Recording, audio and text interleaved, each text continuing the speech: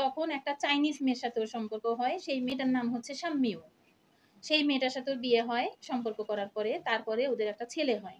সেই ছেলেটার নাম ওরা দুজন মিলে রেখেছিল চ্যাং ই।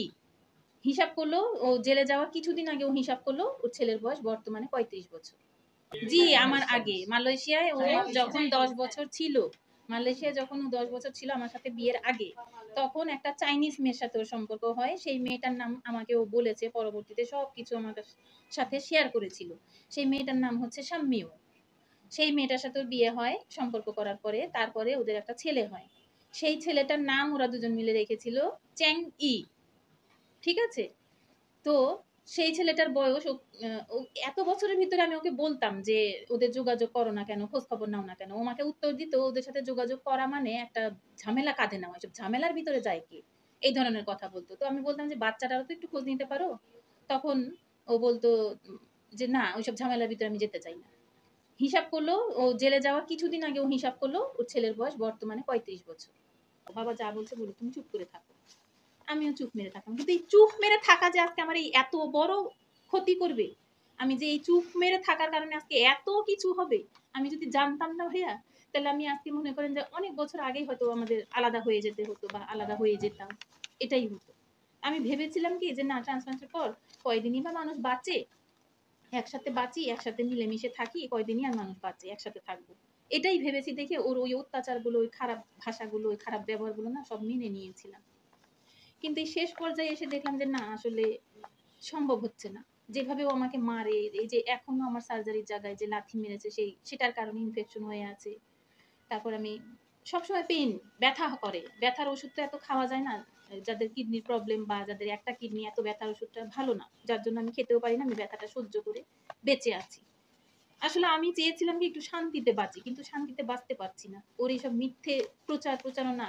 আর কিছু সাংবাদিকরা, আমি খুব দুঃখ ভরাক্রান্ত নিয়ে বলতে আমি বাধ্য হচ্ছি যে কিছু হলুদ সাংবাদিক, যারা নাকি ওর কথাগুলোকে, মুখের কথাগুলোকে শুনে আপনারা এত সুন্দরভাবে প্রচার করছেন যে ওর কথার মানে ওর ভিডিও অডিও ওগুলোর ভিত্তিতে কিছু কিন্তু কমেন্ট আসে। আমি কিন্তু কমেন্টও পড়ি, কমেন্টগুলো পড়ি, আমার সারাটা দিন কাটে এভাবেই, যে দেখি কি বলে। তো সেখানে বেশিরভাগই দেখি কি ওর নেগেটিভ যে নোংরা কথার মধ্যেও আমার পক্ষে অনেকেই কমেন্ট করে ওগুলো দেখলে না তখন আমার একটু হলেও বাঁচতে মন চায়। তারপর যখন দেখি যে না, কিছু কিছু নেগেটিভ কমেন্ট আছে,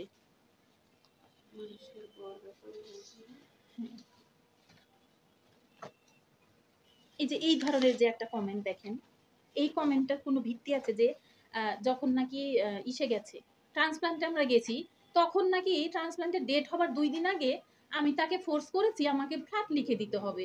আচ্ছা, ওখানে বসে ফ্ল্যাট কিভাবে লিখে দেয়? এটা না আমার প্রশ্ন থাকলো, ওখানে বসে ফ্ল্যাটটা কিভাবে লিখে দেয়? ফ্ল্যাটটা তো লিখে দিতে হলে রেজিস্ট্রি অফিসে যেতে হয়। দিল্লি অ্যাপোলো হসপিটালে বসে ট্রান্সপ্লান্টের 2 দিন আগে কিভাবে লিখে দেয়? এই যে এই ধরনের, সেটা তো রেজিস্ট্রি হয়েছে ভাইয়া, রেজিস্ট্রি হয়েছে, রেজিস্ট্রি অফিসে গিয়ে হয়েছে, সেটা তো রেজিস্ট্রি অফিস ছাড়া হয় না। ঠিক আছে, আমি কিন্তু দলিলটা আগেই শো করেছি। তো এই যে কমেন্ট গুলো, এগুলো কিন্তু অনেক মর্মাহত করে। আমি কিন্তু আজ কতদিন ধরে এগুলো প্রচার হওয়ার পর থেকে আমি অনেক অসুস্থ। হয়তো অনেকেই কিন্তু এই ধরনের কথাও বলছেন যে আমার হাজবেন্ড এসব কথা বলছে, আমি আড়ালে কেন? আমি একটা মানুষ ভাই, আমি একটা ডোনার। আমার হাজবেন্ড যেমন এখন একটা কিডনি নিয়ে বেঁচে আছে না, আমিও না একটা কিডনি নিয়ে বেঁচে আছি। আমি কিন্তু 4টে কিডনি নিয়ে বেঁচে নাই। এটা একটু মাথায় রাখবেন আপনারা প্লিজ। তারপরে একটা কমেন্ট করবেন।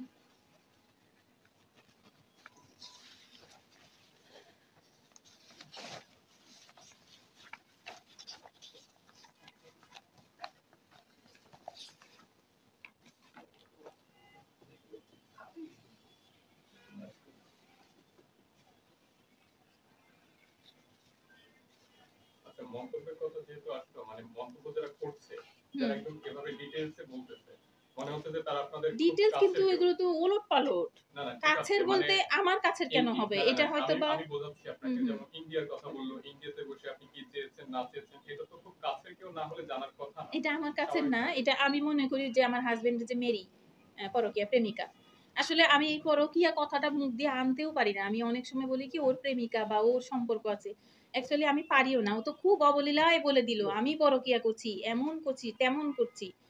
পারি না। ওই সেই মহিলা ওকে এগুলো মানে করাচ্ছে, মানে তার হয়তো বা রিলেটিভ বা তার ওই দিকের লোকজন, না হলে কিভাবে এগুলো লিখছে।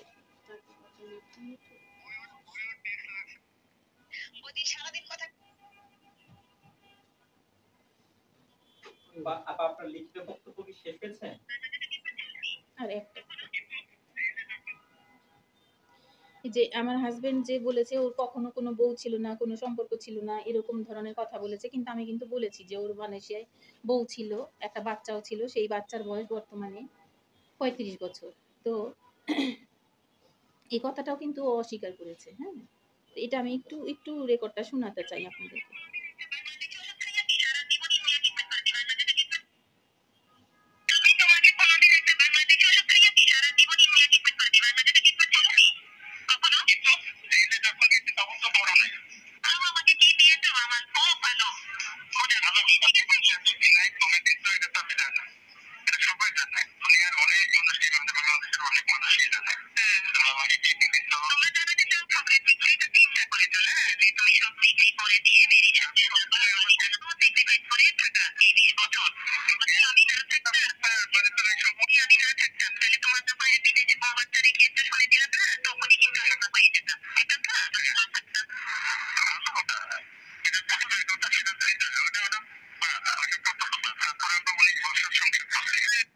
সেটা আগের কথা, সেই সব বাদ। তারপরে কিন্তু আমরা ১৯ বছর সংসার করেছি। ওর নিজের মুখের কথা কিন্তু আপনারা শুনলেন। যে সেই সব কথা বাদ। যে বউ বাচ্চা রেখে এসেছি ওসব কথা বাদ। তারপরে তো আমরা ১৯ বছর সংসার করেছি। তাই না? ৩৫ বছর তার কথা বলছেন। ৩৫ বছর ওর বিদেশের যে ছেলেটা, সেই ছেলেটার বয়স। আগে মানে মালয়েশিয়ায়। আপনার আগে বিয়ে জি, করেছেন? আমার আগে। মালয়েশিয়ায় ও যখন ১০ বছর ছিল, মালয়েশিয়ায় যখন ও ১০ বছর ছিল আমার সাথে বিয়ের আগে, তখন একটা চাইনিজ মেয়ের সাথে ওর সম্পর্ক হয়। সেই মেয়েটার নাম আমাকে ও বলেছে, পরবর্তীতে সবকিছু আমার সাথে শেয়ার করেছিল। সেই মেয়েটার নাম হচ্ছে শাম্মিউ। সেই মেয়েটার সাথে ওর বিয়ে হয় সম্পর্ক করার পরে। তারপরে ওদের একটা ছেলে হয়। সেই ছেলেটার নাম ওরা দুজন মিলে রেখেছিল চ্যাং ই। ঠিক আছে?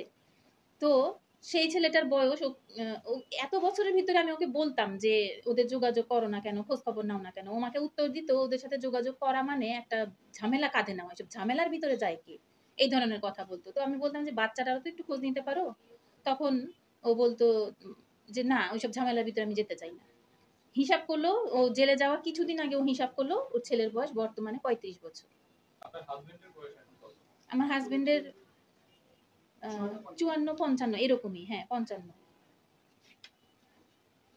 বছর বয়স। ওর সাথে আমার বয়সের ডিফারেন্স প্রায় ১৮ বছর। ঠিক আপনাদের আছে? বিয়ের বয়স কত হয়েছে আপনার?